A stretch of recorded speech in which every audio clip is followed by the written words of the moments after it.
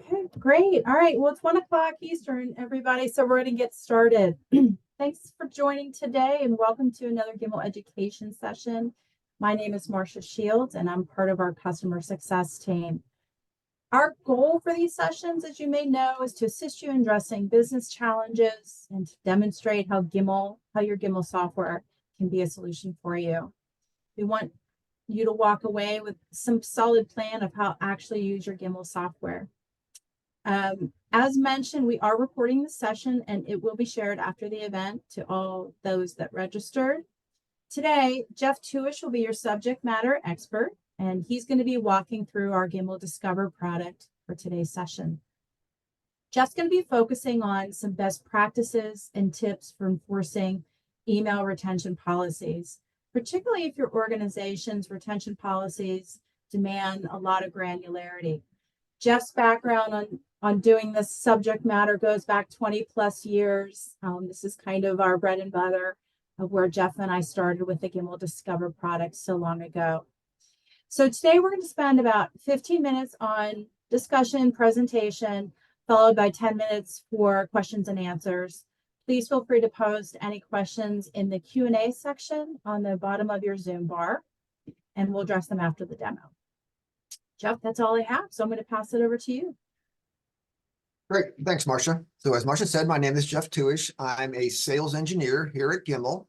And today we're going to be talking about email retention policies, the creation, as well as looking at some reports that we can generate out of those, some nice analytical data. So I'm not going to be showing Gimmal Discover today. I'm going to be talking about the concept of how you make your email retention policy. But keep in mind that Gimmal Discover, actually the data governance module within Discover, is what would process the policy to enforce the email retention on your mailboxes.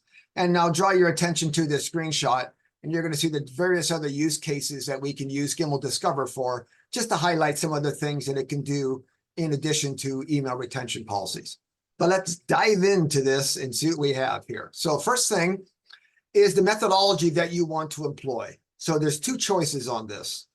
The one-step deletion process is typically done by companies who say, we're just going to tell our users that on such and such date, we're going to start deleting their email, and they're never going to be notified about anything else again. It's just part of the culture, and it's going to happen. We have customers that do that. The two-step deletion process is a little bit more user-friendly and empowering, because what it does is it allows the user to have some control. So what typically we see with this is on the first and third Saturdays of the month, the policy runs that moves messages out of their original folder, like the inbox or sent items, into a to-be-deleted folder while retaining the structure of the original. So there would be a subfolder called inbox under to-be-deleted, one called sent items, what have you. Gives the user some idea of where this message used to live. But what it does then, it allows the users to be able to take action on those, saying, I need to protect this message. So as I said, on the first and third Saturdays, the move to the to-be-deleted folder would occur. And then on the second and fourth Saturdays, we would go through and delete all messages within that entire to-be-deleted folder structure. So what the users could do then is saying, you know what, this is the business record, or I need this for legal hold purposes, whatever it might be. It gives the user a chance to intervene and be able to protect the message. Now, that's the good news. Bad news is it also can be abused, as everything can be, and the users could move everything out of to be deleted and put them somewhere else. But the typical model is that you allow those users that have that possibility. Now, the user notification portion of this is rather ironic, but we have seen people do it. And that is with either methodology is to provide an email to the users telling them what you are going to do or what you have done. But when you think about it, so now we're sending them an email to tell them that we're deleting their email. So it seems a little ironic, but it can be done. All right. The exclusions. Keep in mind, this is not a one-size-fits-all kind of thing. You can have within Gimmal Discover, you can customize this, make it extremely granular, as Marcia was saying, and allow you to exclude particular mailboxes. Maybe HR or the C-suite people or legal need to be excluded totally from the processing. The same could happen for folders. You don't have to do every folder in the mailbox, nor would I encourage you to. You probably don't want to go through and delete the contacts or delete other items that should not be part of your retention policy enforcement. You can also do it by senders and domains. If you have particular content or senders and domains that you want to exclude from the processing, you could do that as well. So basically, any metadata that's available for a message, as well as the content of that, can all be used as part of your exclusion process. So you have a lot of options that you want to do to be able to make this conform to exactly what you need. Because in Discover, we're not going to say, hey, you're doing an email retention policy, this is how it's done. You get to have this work the way you want to. You get to create it to do whatever you like, which is why we have no two clients doing the exact same thing, because of all the possible permutations that exist from the options that are available. So let's talk about some of those options. First is the frequency. How often do you want this to run? We typically see this running on a weekly basis, or that bi-weekly basis I was talking about with the two-step process. Any more frequent that might be a little overkill. Less frequent is totally up to legal on how often you want to do that. But if you are doing that two-step process, what we see a lot of companies doing, let's say they have a 90-day policy on the inbox, and what they do is on the first and third Saturdays, they're actually checking for 83 days, which is a 90 minus a 7. And then when they actually do the deletion, it's truly affecting everything 90 or older. So keeping that in mind as well with the frequency. The out-of-office status. Do you care if somebody's out of the office? Now, typically, this is not for just PTO, somebody going on vacation. This is a lot of times meant for somebody on short or long-term disability. Maybe they're on sabbatical. Maybe it's maternity, paternity leave, whatever it might be, that's an extended stay out of the office. Do you want to be deleting people's emails before they even have a chance to read them? So that's something you can definitely consider. Message type. Message types, there's various types of messages in Exchange, such as there's a message, there's a calendar. Do you want to apply the rule to both the messages and the calendar in the same way? We see a lot of people have the calendar a little bit more relaxed, maybe things that are older than 2 years old before they get deleted. But then you'll notice that next one underneath there, repeating meetings. That's something to pay attention to, because you do not want to be deleting meetings before they occur, of course. So you have to be sure that if you're processing calendars, that you're quite aware and respect the repeating meetings to make sure that Gimmal Discover is configured to ignore those and not process them. Age is probably the most widely used, of course, of any of the ways of determining if something should be deleted or moved to the to be deleted folder. And you're going to see 4 different dates there. I group them into 2 groups of 2. Created and modified are properties of a message. Received and sent are values of a message. What's the difference? If a user wanted to, and you're using the creation and modification date to age a message, if the user was savvy enough, they could go into their mailbox, cut messages to the clipboard and paste them back in again. Now they just changed the creation date, which means they're not going to be compliant with the retention period. You don't see people doing that often, but it can be done. I recommend always using the receive date because it is on every message that was sent or received. Now, if you're trying to do the drafts folder, that's where creation and modification come into play. But if you're doing a message that was routed either to or from you, then I would recommend using received as the date. Multiple retentions per folder. You can have different people with different retentions on the same folder. Once again, maybe the general populace gets 180 days for the inbox, whereas HR gets a year and legal gets 2 years and the execs get 5 years. So you can do all that within Gimmal Discovery. You can have different retentions for different folders for the same people or for different people, however you want to slice and dice that. Personal folders. There's no way for anybody to know all the personal folders that anyone made within a mailbox because we all name them however we like. So one of the things you can do with Gimmal Discover is we know what the name of the stock folders are: inbox, sent, calendar, what have you. So what we can do is say, hey, if it's not one of those, we know it's something a user created. And we have a lot of companies all go out and say, okay, you get 90 days for your inbox. But if you took the due diligence step of foldering it into a personal folder, I'm going to give you a year. You got it out of the inbox. You actually took some time to make a decision where that message should live. And we're going to reward you for that. So some companies will actually have personal folders have a longer retention than any ones of the stock folders that come with Exchange. Legal holds and business records. we have quite a few customers now. What they're doing is they're actually using Gimmal Discover to create these folders within everybody's mailbox. And using that two-step process, or even the one-step, if the users are aware enough, they can actually go in and drag messages into these legal hold folders or business records folders. And that would, once again, protect them from the normal retention, because maybe these would have legal holds, I would imagine, would be undetermined on how long a message would be kept. Business record, maybe it's kept for 5 or 7 or 10 years, depending on the verticals that you're in. So those two folders, having those in there, we've seen very, very popular. And we recommend that you have Discover make those instead of having a person make those, because they might not put the space between the letters. They might spell something wrong. It just will make sure that everybody's doing the things the same way. And Gimmal Discover can create those folders for you. Lastly is one that I have heard people wanting to use.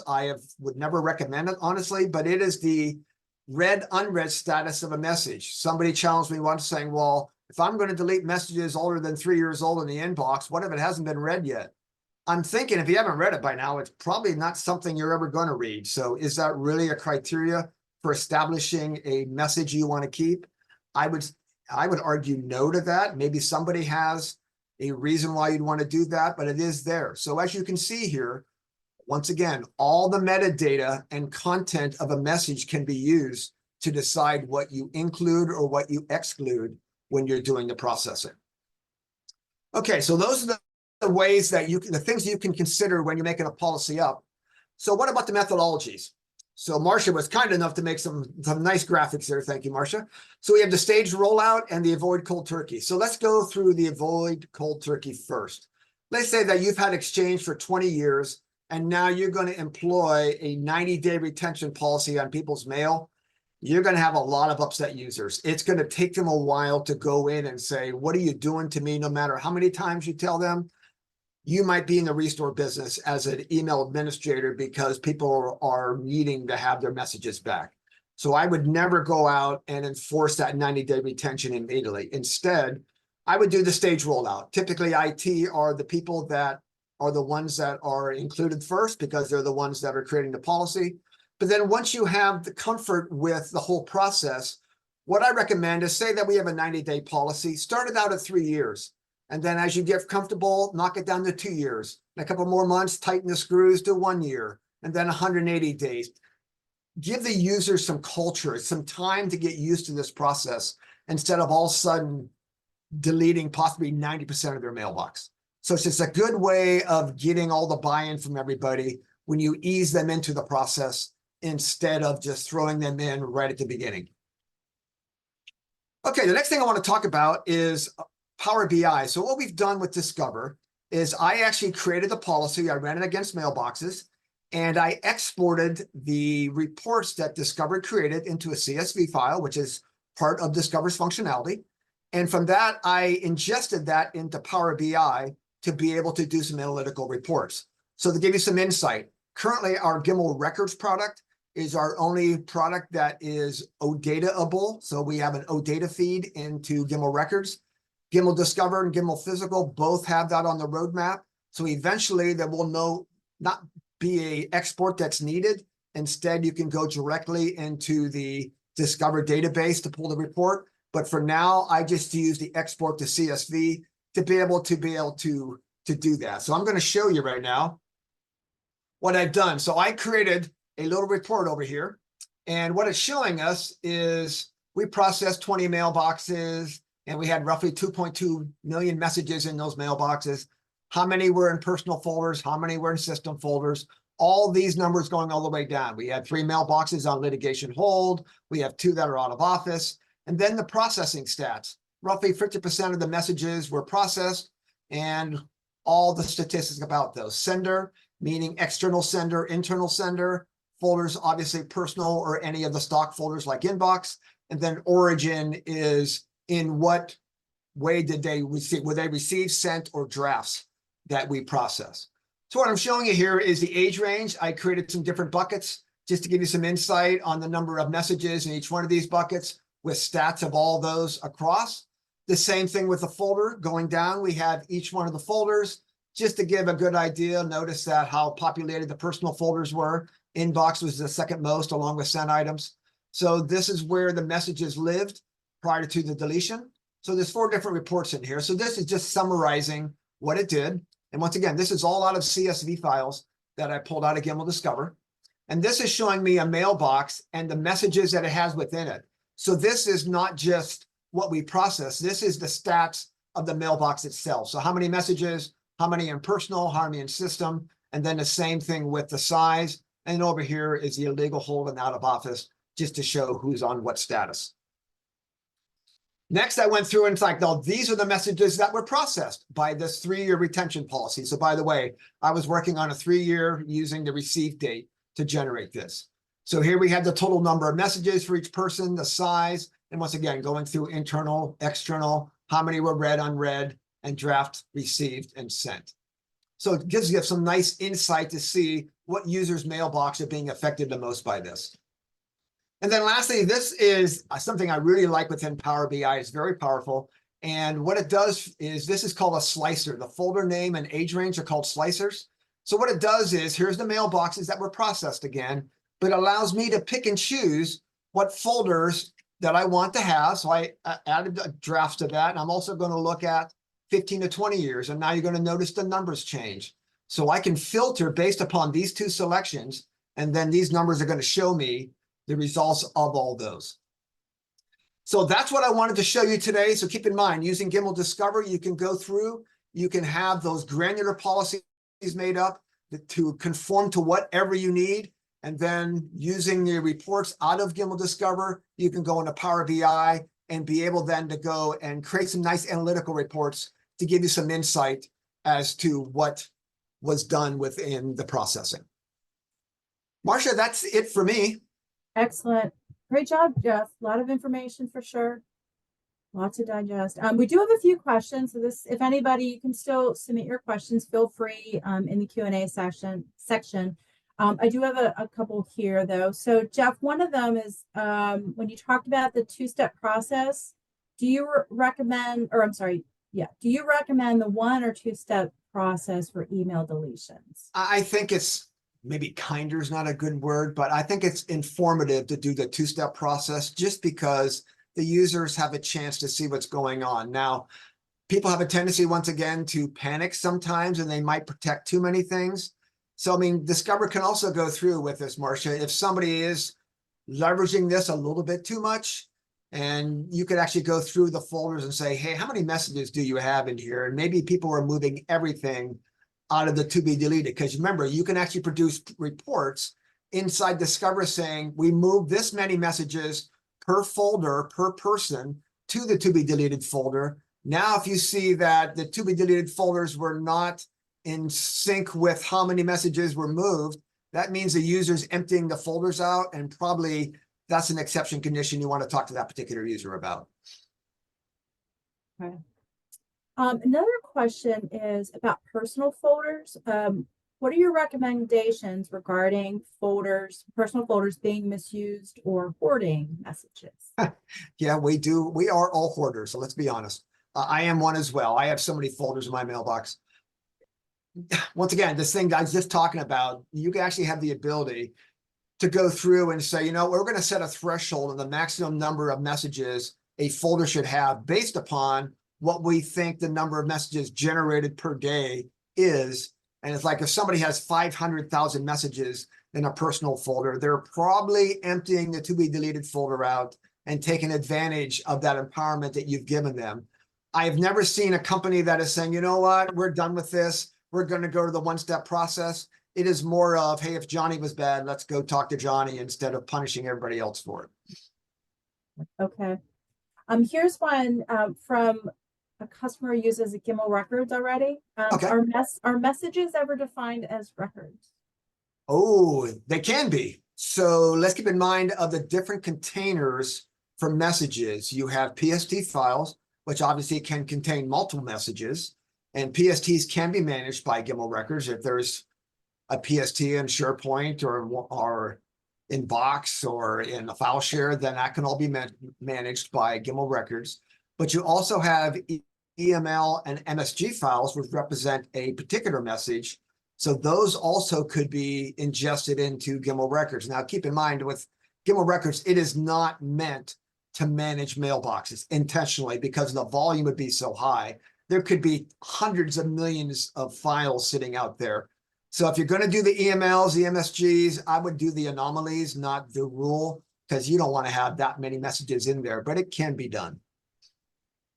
Stuff. We just got one more. I think I'm reading this right. Is there an automated way to package and transfer historical records if held in a historical personal folder? Historical records in a personal. So if it's in a folder in email, actually it's a folder in email or OneDrive or SharePoint or file shares, yes, we can get things out of those folders as long as obviously Gimmal Discover has access to that data.